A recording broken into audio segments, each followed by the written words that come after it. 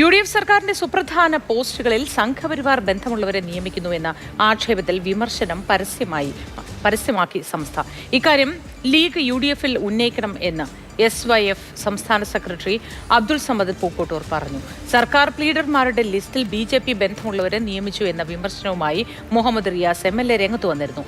മന്ത്രി KA തുളസിയുടെ driver DYFI നേതാവാണ് എന്ന ആരോപണവുമായി യൂത്ത് കോൺഗ്രസും രംഗത്ത് വന്നു.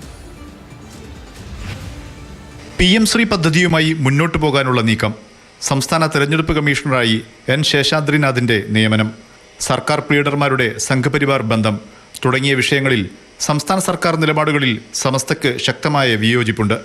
വിമർശനങ്ങൾ ഉയരുന്നുണ്ടെന്നും ഇക്കാര്യം ലീഗ് UDF-ൽ ഉന്നയിക്കണമെന്നും സമസ്തയിലെ ലീഗ് അനുകൂല നേതാവ് അബ്ദുൾ സമദ് പൂക്കോട്ടൂർ തന്നെ പരസ്യ നിലപാടെടുത്തു.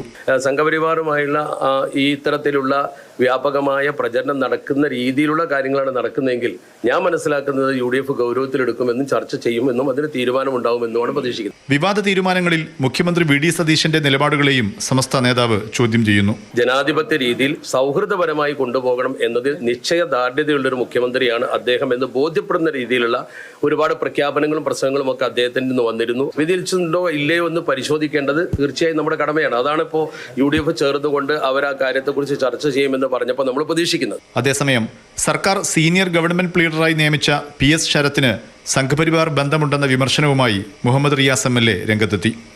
ശരത്ത് തൃശൂർ ലോ കോളേജിൽ ABVP നേതാവായിരുന്നു. ക്രിമിനൽ കേസുകളിൽ BJPക്ക് വേണ്ടി ഹാജരായിരുന്ന അഭിഭാഷകനാണെന്നും റിയാസ് ആരോപിച്ചു. പ്ലീഡർ എന്ന് പറഞ്ഞാൽ ഒരു സർക്കാരിന്റെ ശബ്ദമാണ്.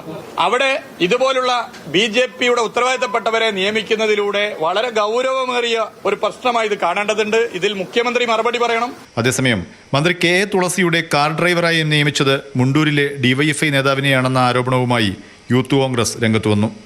സ്റ്റാഫ് നിയമനം ഇങ്ങനെയാണെങ്കിൽ മന്ത്രിമാരെ തെരുവിൽ തടയുമെന്ന് യൂത്ത് കോൺഗ്രസ് പാലക്കാട് ജില്ലാ സെക്രട്ടറി സതീഷ് തിരുവാലത്തൂർ ഫേസ്ബുക്കിൽ മുന്നറിയിപ്പ് നൽകി. മാതൃഭൂമി ന്യൂസ്, കോഴിക്കോട്.